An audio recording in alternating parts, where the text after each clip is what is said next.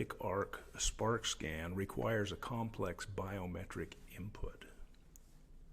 We use voice as one of those inputs because voice carries a large amount of information.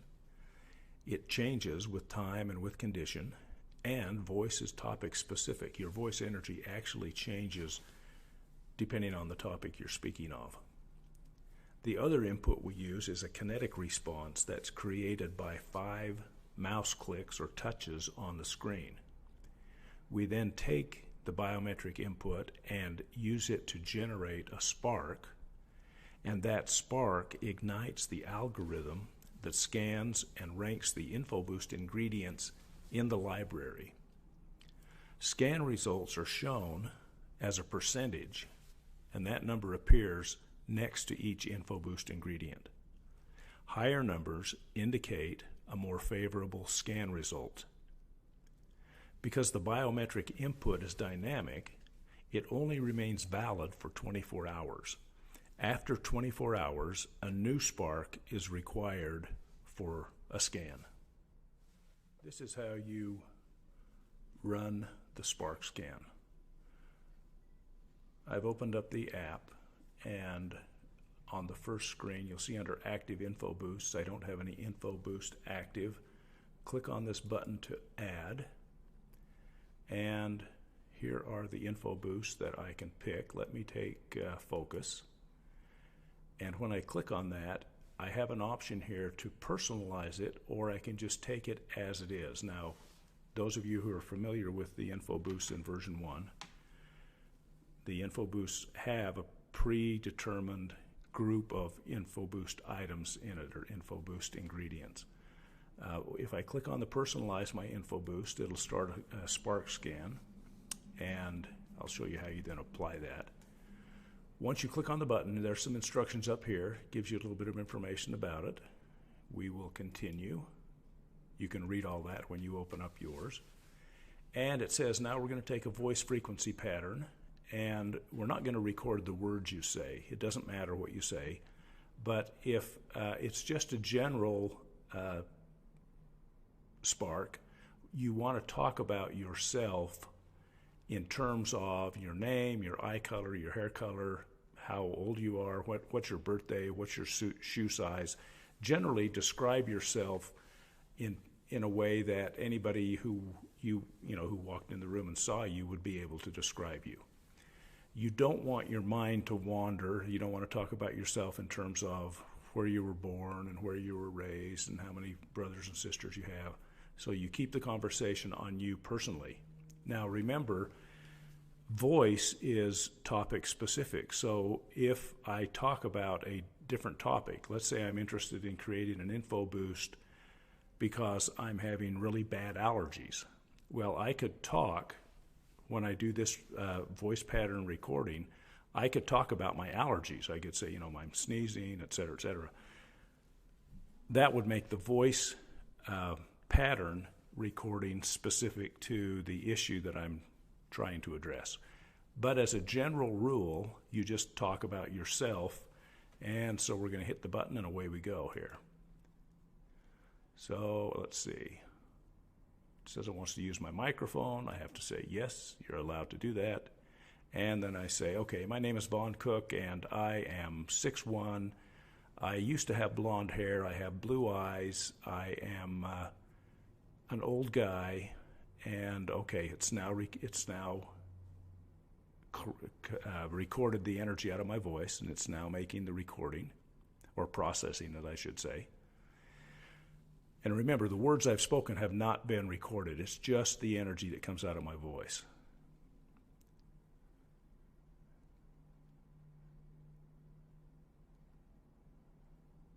This will sometimes take a little bit of time, but now it's done, and it says, okay, recording is successful. If you're happy with it, click continue, and if you want to re-record. So let's say that during my recording, I got distracted, or maybe the dog started barking, or there was a loud noise, and I say, I'd like to do that over again. I can hit continue, and it'll take me back. I can hit re-record, and it'll take me back. If I hit continue, then it moves on to the next thing. So this image is an image that's created from the voice pattern I just that was just recorded. And what's going to happen now is this image will appear 5 times on the screen, and each time it appears, I'm going to click on it, or if I was doing this on my phone or my tablet, I would just touch the screen. So I'll click continue once, twice, 3, 4, 5 times. That is the kinetic response that we talked about. So now the scan has been complete. It's fast. And you can see that by each of these items there is a percentage, and that percentage number is the result of the spark scan. And it tells me that manganese is 80%, vitamin B2 is 85%, and so on. And you'll notice over here on the right side, these check marks, the top 10 items are checked by default. If I click on this one, it'll click everything on, or I can turn everything off. And the items that have the check marks in them, those are the ones that will be included in my info boost. Now, if you scroll down, you'll see that all of these items are the items that are in the info boost by default. But some of these get pretty low marks, like here's a 17% and a 19%. If I want to see additional items, I just click on this screen, and you'll see of all of the items in the LimbicArc library, these are the results. So Shasandra got a 99%. Scroll back up to the top on this, and you'll notice that, well, there's manganese, that's 88%. So Shasandra was higher.